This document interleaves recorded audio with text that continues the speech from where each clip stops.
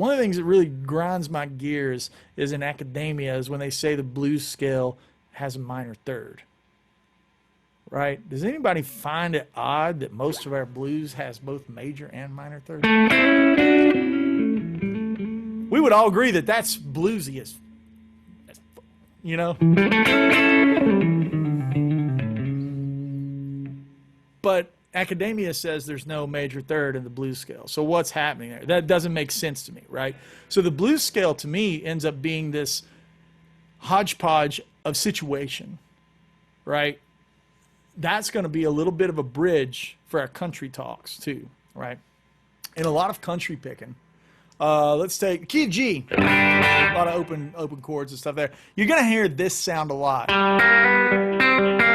but it's never going to be, well, I don't want to say never, but it's rarely going to be played like real square and like minor third, major third. It's not going to be like that. It's going to have this kind of sound.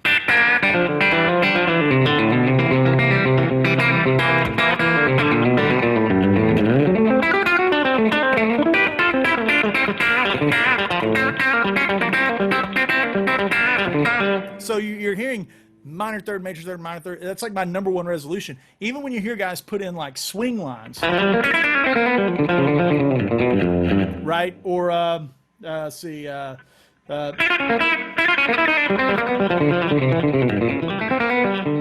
what's the number one thing we're hearing at the very end that's telling us, right? That's the thing, right? It's much like our blues situation where like the blues doesn't mean 1 minor third, 4 flat 5 5 6 7. Like that's not completely accurate in my opinion, right? You would have a flat 5. Here's a nice grip for like the one of Brent Mason isms, right? This is like a Albert Lee thing for country chicken picking 101. Is like taking a grip, and it doesn't even have to be open. It can be anywhere on the fretboard where you have your fifth stacked on top of your root, okay? So anywhere where you're gonna have that fifth stacked on top of the root. Let's take the key of C. So in the key of C, your fifth stack will be right there, right? So it's G on top of C right there. Now what we're gonna do is we're gonna have the pedal tone of the root in our pinky, okay? And we're gonna treat the intervals 4, flat 5, and 5. You see all those happening right there? Those are all gonna be 4, flat 5, 5, and that's all gonna sit on top of that root. And you end up with that kind of banjo roll. Those kind of isms, right? So it's like super grassy sounded, you know? And also you can take it, before we continue on, let's just all get this under our fingers. That's like a nice little move for country where you're basically treating this minor third. You see how I'm playing around the 9 there to a minor third, and then I'm playing around the minor third to a major third. It's like all of these,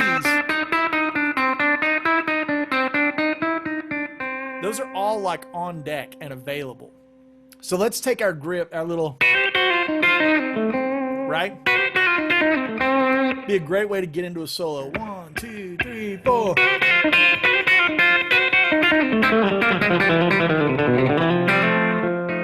Now you're to a 4 chord, for instance, right? And it doesn't even have to be that fast. It can be like 1,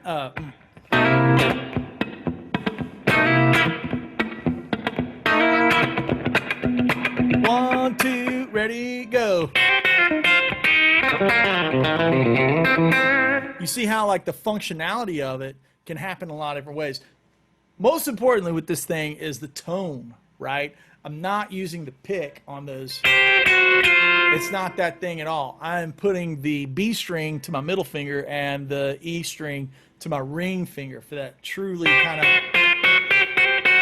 like really ostentatious kind of bite.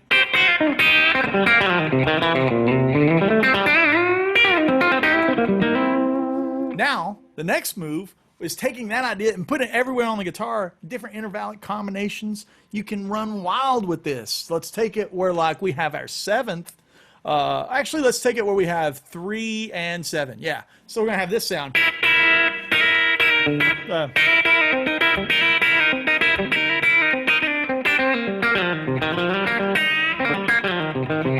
Everybody see where I'm at? I'm playing out of this C power chord. And now if we're going to make it like Mel Bay Cowboy C7, that thing, right? Like, that's Mel Bay C7, Cheese Pizza C7, right? So now we're going to have that, but instead of having it all super vanilla sounding, let's put that little sass on it where we're playing that minor third to major third thing where we're bluesy, right?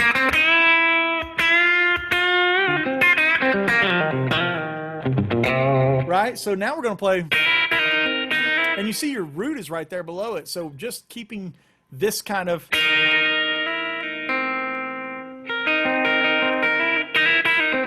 right? Now I wouldn't play all jacked up like that. It would be more normal. I'm just trying to visually get you guys that thing. And now look, it's also, again, it's putting it across the whole guitar. So now we can do F and 7. We can do a 4 and 7 there.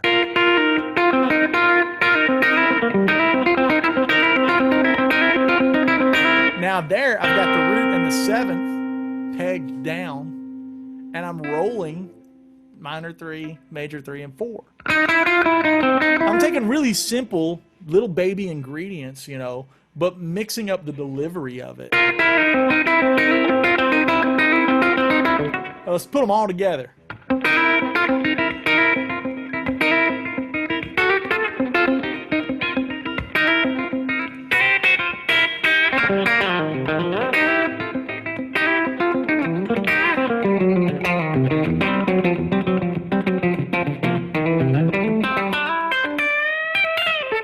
Right, so you can keep going on that all day long. You can put them up here with 7th and 3rd again.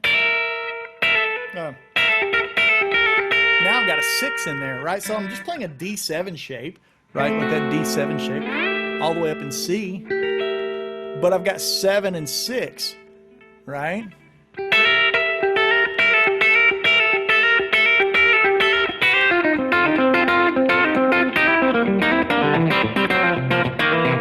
And those little staccato runs, what is that? That's exactly what's up here. You see, I'm trying to get as much mileage as I can. That's my whole philosophy with the guitar, is getting as much mileage out of what you know. Not having to look at the guitar as like this endless well of option paralysis.